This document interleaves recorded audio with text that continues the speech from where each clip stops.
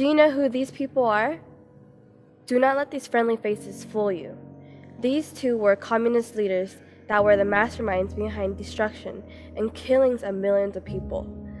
Ho Chi Minh was the leader of the communist group known as Viet Cong in North Vietnam. During the 1960s and 70s, the U.S. involvement with the fight against the Viet Cong was considered an unpopular war by many Americans.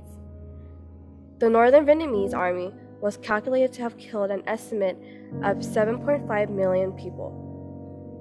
During the same time period, Pol Pot led the communist group known as Khmer Rouge in Cambodia.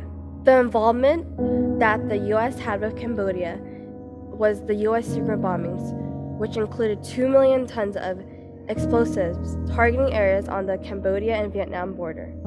The U.S. goal was to bomb the bases of the Viet Cong and their supply trail. But this resulted in 2 deaths of innocent civilians. This included men, women, and children. We couldn't understand why there were so many civilian casualties in this war. Why were they hitting all these civilians in villages? It was every nightmare of how you fight a war. From 1969 to 1973, more than 500,000 Cambodians died. By 1974, the bombing had disrupted the nation's agricultural system and a famine ensued. Over 2 million refugees poured into overcrowded cities. American policy in those years towards Cambodia helped create the conditions, perhaps the only conditions, in which the Khmer Rouge came to power. Both communist parties killed anyone who posed a threat to their power. Anyone who displayed intelligence such as government workers, teachers, monks, etc. were easily killed. Even if someone looked smart, they were killed. People were killed in front of their family members. Many were forced into agricultural work and starved. Women were beaten. Kids were separated from their families. The U.S. sponsored hundreds of thousands of refugees affected by the war to settle in America. Justin's family and my family were one of many Vietnamese and Cambodian families that came to the U.S. because of the war. But life wasn't easy at first for many immigrants. Many were struggling with PTSD from the war. There was language barriers which made it harder to get good jobs. Most immigrants found blue-collar jobs or relied on government assistance. Immigrant families had little or no money, so they had to stay in neighborhoods of poverty, making them susceptible to crime, gangs, and racism. California has the highest population of Vietnamese and Cambodians. There are towns known as Little Saigon, which is in Orange County, where hundreds of thousands of Vietnamese reside. Cambodia Town is located minutes away from Cal State Long Beach, where it resides the largest population of Cambodians in the U.S.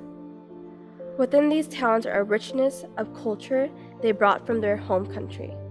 It is filled with delicious food and beautiful traditions.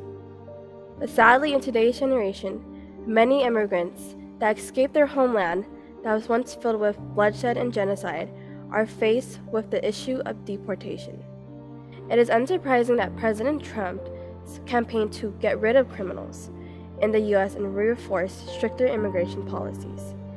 Vietnamese and Cambodians who were convicted of a crime, whether it was old or recent, minor or serious, are being detained by the Immigration and Customs Enforcement and deported. Many detainees have been in America almost their whole lives and started their own families. Like this Vietnamese mother of 4, was convicted of drug possessions, now faces being away from her kids forever. Another, Cambodian refugee Touch Hack, donated his kidneys that saved 3 lives but faced deportation for selling ecstasy back in 2004. They know nothing about their home country and are stripped away from their loved ones. Despite already serving their time for their mistakes, refugees that established legal residency still face deportation. How can we solve this issue? We can begin with having a strong advocate for our country that does not view immigrants who's made mistakes as bad people. We've all made mistakes. but it shouldn't define who we are. Amending the repatriation agreement so that it does not violate human rights can also help. People aren't perfect, and everyone deserves another chance.